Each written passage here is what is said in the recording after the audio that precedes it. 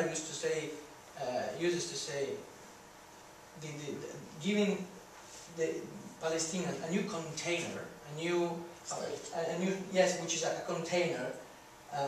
You don't solve the problem because they already have their rulers.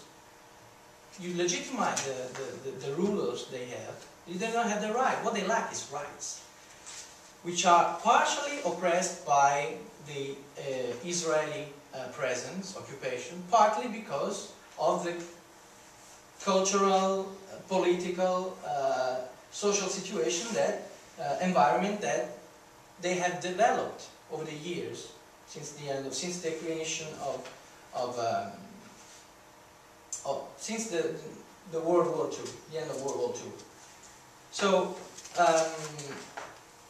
one step could be Israel joining the European Union, so that we forced the Palestinians and the other neighborhood to take a different view towards Israel in order to have Europe dealing directly with Israel, with Palestine. Sorry. Now we have the Quartet, led by Tony Blair. We have the US, who are backing Israel militarily, and that's it. And it's always been like that. The Quartet is a recent invention, yes, but we have had how many roadmaps? They were all proposing the same strategies: two-state solution, two-state solution. The state as an entity doesn't work. If you try to reach out to other states that gets together, you might have a different outcome. The only announcement would unleash a debate that would, we think, trigger different reactions and proposals. And so this is the, there would be many things to pick on to try to give you some more, but I know that it's impossible. So I hope it was clear enough. And thanks very much. Yes, let's hear a few words from Sam as initial responses to the paper. Are you there, Sam? We lost the video connection. Somewhere there?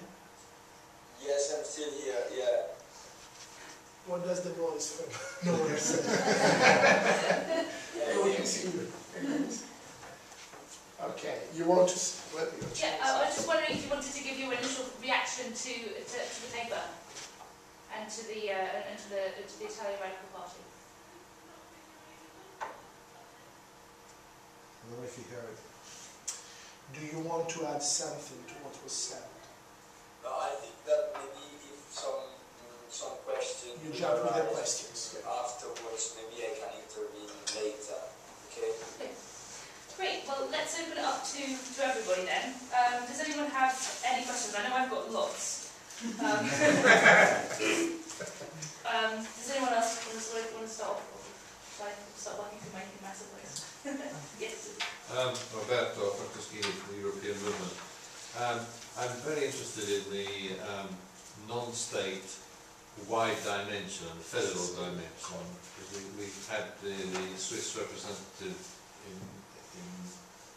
in Exeter from London explaining how Switzerland negotiates its issues with the European Union all the time.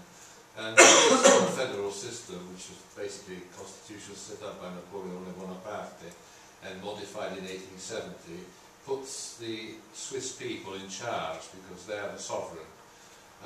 We have an idea there that there's a very diffused, almost an Italian system of government in Switzerland, whereby the referendum decides and the politicians, if you like, try and interpret and make solutions.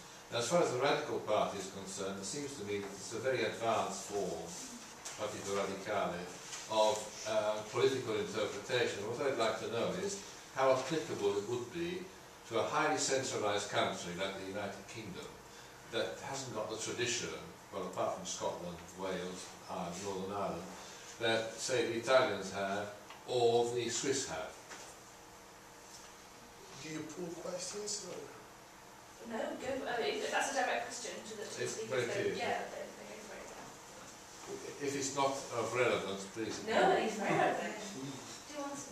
I think, obviously, especially when we're talking about a non-ideological party, you cannot say that there is a matter of principle that is going to work everywhere, no matter what. Everything has to be malleable and adapted to contingencies. Now, I was smiling, not laughing, but smiling when you mentioned the UK, because you entered so many exceptions. Yes, but then, okay, we have Northern Ireland, and we have Scotland, we have partial and evolving evolution in Wales.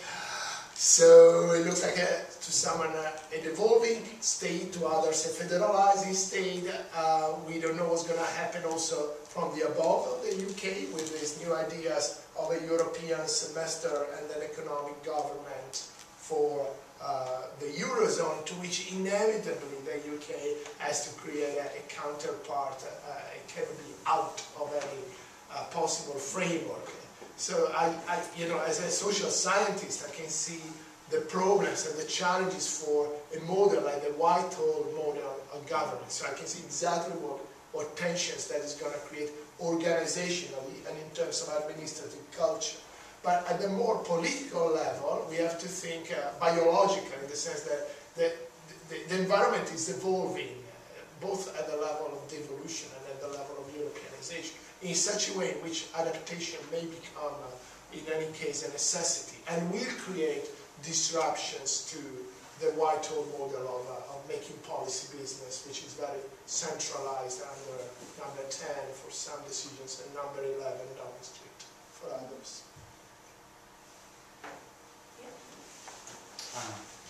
Thank you very much for the presentation and for the comments afterwards. I wanted to ask a question because I'm a bit confused when you say that the party is a non-ideological space, but then it would be hard to deny that since the 1970s and beyond, it's been publicly perceived as being situated on the political far left of Italy's political space.